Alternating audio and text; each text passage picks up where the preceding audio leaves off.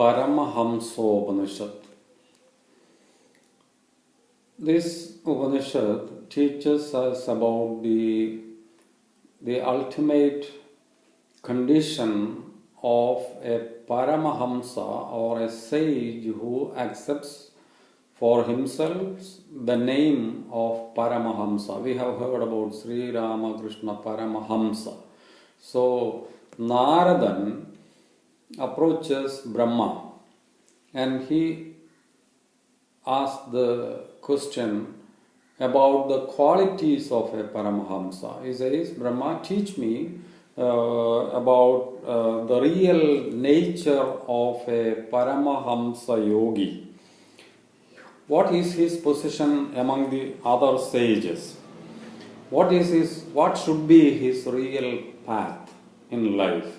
So it's a very important question that he comes to ask to Brahma, and Brahma gives an elaborate answer about the role, about the nature, about the conditions, about the real life situations of a Paramahamsa. And Brahma says this is the most difficult office, the most difficult vrata in the universe. There is nothing so difficult as the state of a Paramahamsa. It is so hard. And that is why there are not many in their class.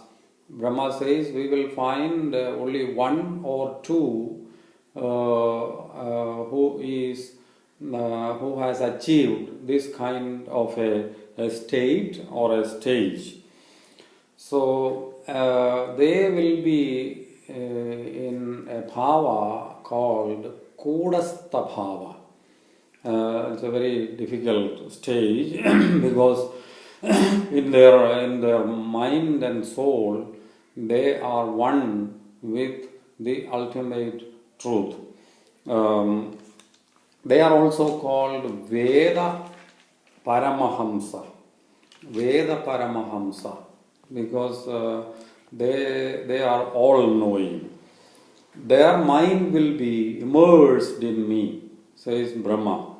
So I am in them. They abide in me and I in them. There is actually no difference between Brahma and a Paramahamsa. And they shun all kinds of relatives like children, relatives. They will not be attached to anyone in this world. Putra, Mitra, Kalatradigal. They will shun their children, their family, their wives, all relatives. And they even give up all the bodily ornaments or the punul or the holy thread or kuduma, the ponytail, all kinds of attachments. They even avoid the study of Vedas because once they come to this position, there is no need of further studies. They shun samasta brahmanda. That means they avoid all things in this world. Samasta loga, samasta brahmanda. And they wear only a very, very little dress.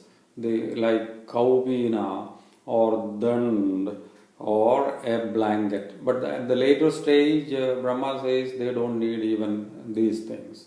But maybe in the beginning they will have only just a blanket to cover his body. Even these are not important. But the main diksha or vrata of the yogi are not these things.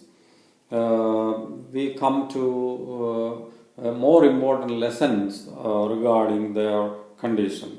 One, he should not keep any kind of dress. He should not be attached to any dress. that is Yajñopavita or Dand or Shiga. Even he can avoid the Dand, which is the insignia for a sannyasi or a maharshi. So he can give up even that. He does, number 2, he doesn't feel sukha or dukkha, joy or sorrow. Number 3, he should not have any of the passions like contempt, pride, competition, malsaram, will, icha, or hatred, joy, sorrow, kama, lust, krodha, anger, desire, jealousy. Bharadamuni says about the 8 sthayi bhavas. Later we have added one more, so we call the 9 navarasangal, 9 passions, deep-rooted passions. And Bharadamuni also describes 33 floating feelings, sanjari bhavas. So all of us will have the 8 or 9 sthayi bhavas and also the 33 fleeting feelings. They come and go.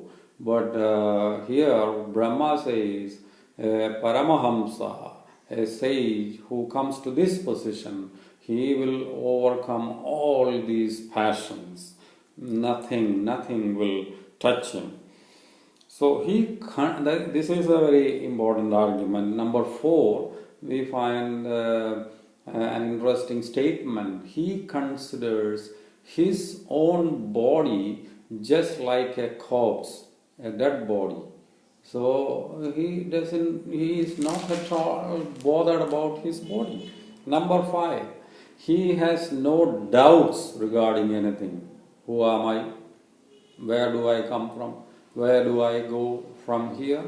How will I live in future? No questions. He will have no doubts. Number 6, he will have no false knowledge. So many of us, we have false knowledge about so many things, and he overcomes all this. He becomes Satya Jnana Swarupa. So he knows what is truth, and he becomes almost like a god. Number 7, he never depends on any objects in this universe. Nothing belongs to me. Idam na mama. That is a very famous quotation from our Indian philosophy. He knows idam na mama. Nothing in this world belongs to me. Number 8, he is an embodiment of calmness. He is always with the Shanta Bhava. He is unshakable. He is calm. 9, he attains Samabhavana. So what does this word mean? That is a very beautiful concept. Samabhavana. Consider every other object or human being as equal. Samabhavana. Everything is just like me. Love thy neighbor as thyself. Jesus says this. This is Samabhavana. Consider everything, every of the other as every other being as your equal. Number 10, he resides in Parabrahma Swarupa. He resides in God, abides in God. He is also called a Dandi, not because he has the Dand, the mark of his, that the insignia for a sannyasi, but he is called a Dandi because knowledge is his Dand, his insignia, that is his emblem, knowledge, that is his mark. And there are not many stanzas, there are only 4 stanzas in this Upanishad, but the 3rd stanza gives a warning about a false sannyasi. Here we get an idea that anybody who is craving for wealth or gold after saying that he is a Paramahamsa or a sannyasi of this class, he will be a dangerous sinner. He will inherit hell because he has to abandon the whole world, all objects. Nothing belongs to him. And after this, in the fourth stanza also, we get a warning, a real warning about sannyasis who have craving for wealth and gold. We hear many stories, but this a real Paramahamsa will not be attached to anything. And it is told that he doesn't bother even about his dress. But in stanza 4, we find the idea that there is a beautiful image that the whole sky is his dress, his adornment. So if the sky is his dress, why should he bother about his own dress? He is not at all bothered about himself. He has no house. See, a Paramahamsa has no house. His intellect is stable and nothing attracts him in this world. If he craves for any wealth, after saying he is a Paramahamsa, he cannot say like that, one who really comes to this stage, he will not make any false claim. But if anyone has an inclination towards any kind of wealth or attachment, he becomes like one who has killed a Brahmin. That is a great sin, to kill a Brahmin. That is what our books teach us. And he becomes more wicked than a Chandala. That is what this Upanishad says. So he should not even touch gold. All desires end. He is not afraid of sorrows. He has no fear. So all indriyas are under control. He is not worried in sorrows. He is not overjoyed when he sees something good. He resides in his own self. I am Purnananda Surupa. That is his stage. He understands. He is Purnananda Surupa. He is immersed in joy.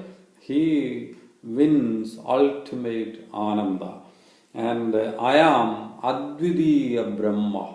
So that is his stage. I become Advidiya Brahma. There is nothing like me. I am Brahma himself.